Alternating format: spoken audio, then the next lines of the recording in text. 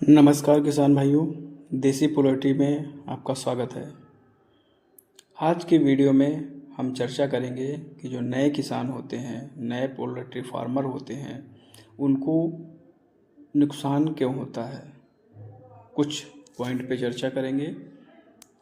अगर उनको नए किसान इन बातों पे ध्यान देंगे तो उनके लॉस के चांसेस कम होंगे।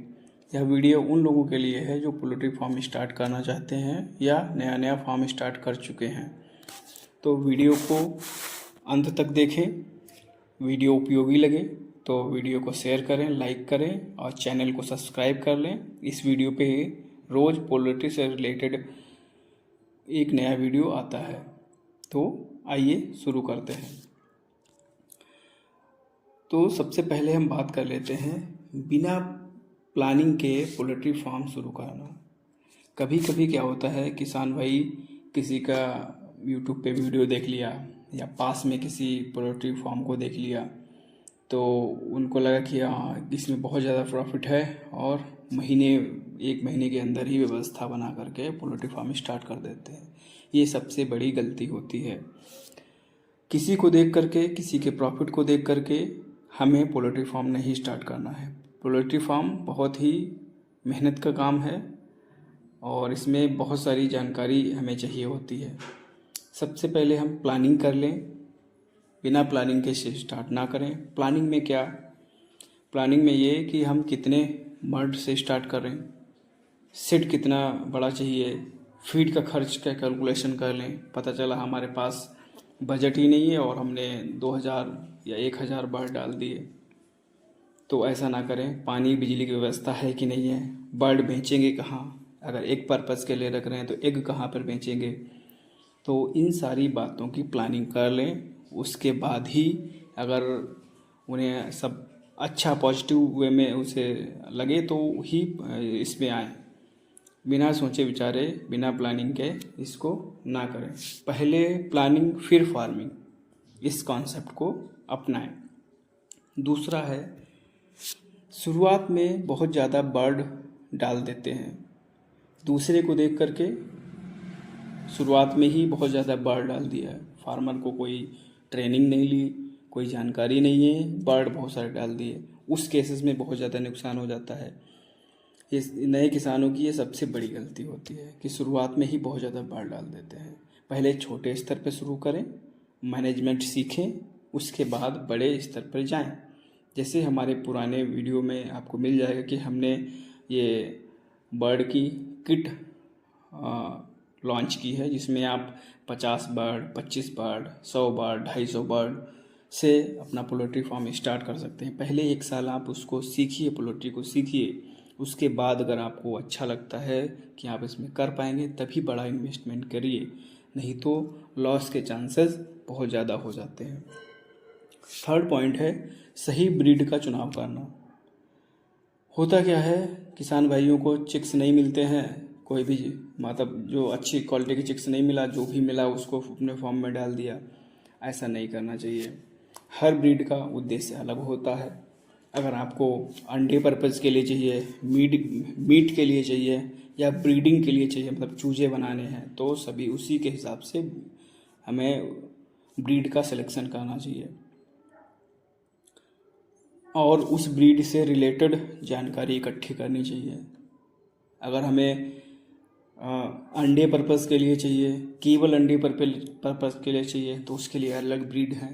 अंडे और मीट दोनों के लिए चाहिए तो सोनाली है, RIR है, ब्लैक एस्ट्रोलॉर्प है, ये अच्छी ब्रीड मानी जाती हैं। तो इनका अपने फार्म में चिक्स डालने चाहिए। और ध्यान रखें, चिक्स लेते समय हमेशा ध्यान रखें कि अच्छी क्वालिटी का हेल्दी चिक्स हो। 5 रुपये महंगा मिल रहा है, महंगा लीजिए लेकिन अच्छा लीजिए, क्योंकि वो आपकी बैकबोन है। चिक्स ही नहीं अच्छा होगा तो आगे का मामला तो गड़बड़ी हो जाएगा। तो चिक्स सही ब्रीड का चयन करें, हेल्दी चिक्स लें। बहुत बहुत इम्पोर्टेंट पॉइंट है ये। आगे हम बात करते हैं शेड और वेंटिलेशन पर ध्यान ना देना। कभी कभी क्या होता है, नए फार्मर्स होते हैं तो उनको आइडिया नहीं होता है कि कितने बर्ड डालने हैं, कितना बड़ा शेड होना चाहिए, वेंटिलेशन कैसा होना चाहिए, फॉर्म का डायरेक्शन क्या होना चाहिए। तो सबसे पहले इसके बारे में जानकारी ले लें। जो फार्म होता है उत्तर और दक्षिण दिशा में उस फार्म की लंबाई होनी चाहिए, और नहीं, गलत बताया, पूर्व पश्चिम फार्म की लंबाई होनी चाहिए, चौड़ाई जो है उत्तर दक्षिण में होनी चाहिए। फार्म ज़्यादा चौड़ा ना हो, 30 फीट से ज़्यादा चौड़ा फार्म ना हो। 30 फीट से ज़्यादा चौड़ा फार्म होगा तो उसमें वेंटिलेशन का इशू आएगा, अमोनिया गैस निकल नहीं पाएगी। ओके, और हवादार हो। कोशिश करें कि फार्म के चारों तरफ वृक्ष लगा सकें, पेड़ पौधे लगा सकें, मोरिंगा के लगा सकें, जिसकी पत्तियाँ बर्ड को बहुत पसंद आती हैं। तो इन सभी बातों का ध्यान रखें। शेड बहुत इम्पोर्टेंट है, क्योंकि उसी में बर्ड 24 घंटे उसी के अंदर रहता है। तो बहुत इस पे जानकारी इकट्ठा करें। अगर मेरे YouTube चैनल पे भी इसके वीडियो मिल जाएंगे कि शेड से रिलेटेड पूरी जानकारी, साइंटिफिक तरीके से शेड कैसे बनाएं। ओके, गर्मी में अगर वेंटिलेशन ख़राब होगा तो हीट स्ट्रेस की समस्या बढ़ेगी, उससे बच्चों की ग्रोथ और एक प्रोडक्शन प्रभावित होगा, और अगर ज़्यादा समस्या हो गई तो उसमें बच्चों की डेथ भी बहुत ज़्यादा हो जाती है। तो शेड और वेंटिलेशन पे खास तौर पे ध्यान दें। फीड की क्वालिटी और मैनेजमेंट में गलती क्या होता है, जो बर्ड होता है उसको एज के अकॉर्डिंग डिफरेंट तरीके के फीड दिए जाते हैं। पहले जैसे 1 डे का चिक्स आता है तो उसे प्री स्टार्टर दिया जाता है, फिर स्टार्टर दिया जाता है, फिर ग्रोअर दिया जाता है, उसके बाद लेयर्स दिए जाते हैं। ये शेड्यूल होता है। कभी कभी क्या होता है कि हमें मार्केट में फीड नहीं मिला तो कुछ भी फीड खिला देते हैं, तो ये बहुत ख़तरनाक हो जाता है।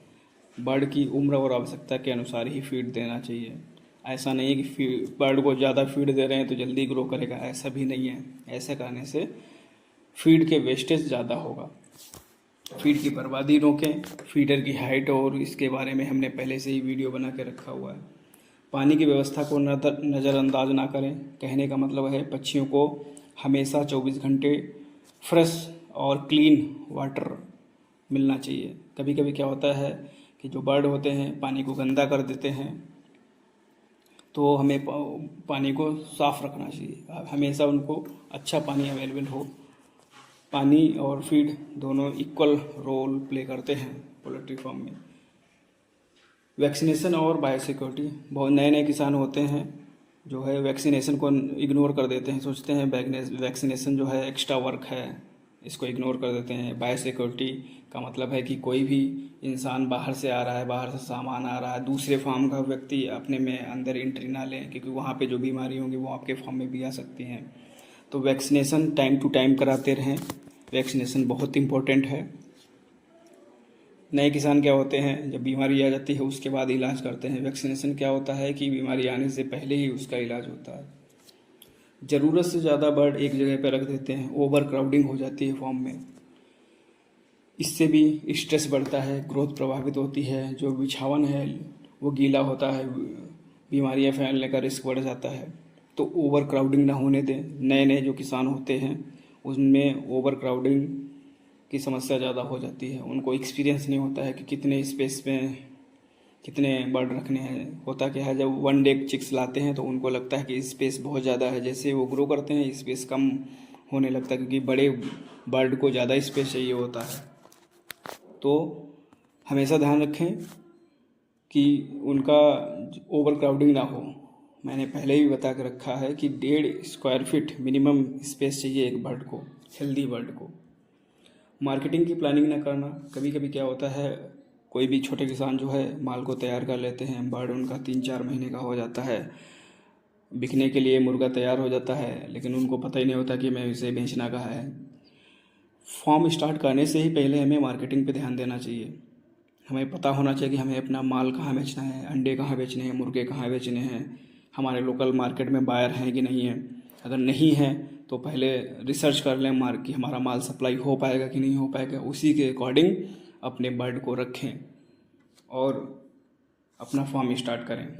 लास्ट है कि पूरा खर्चा लिख कर ना रखना। बहुत सारे किसान होते हैं चिक्स का, फीड का, मेडिसिन का, वैक्सीनेशन का, इलेक्ट्रिसिटी, लेबर, इक्विपमेंट, इन सभी का हिसाब किताब नहीं रखते हैं, लेकिन ये बहुत नुकसानदेह हो जाता है, क्योंकि वो लास्ट में लाभ और हानि नहीं निकाल पाते हैं कि हमें लाभ हुआ है कि हानि हुई है।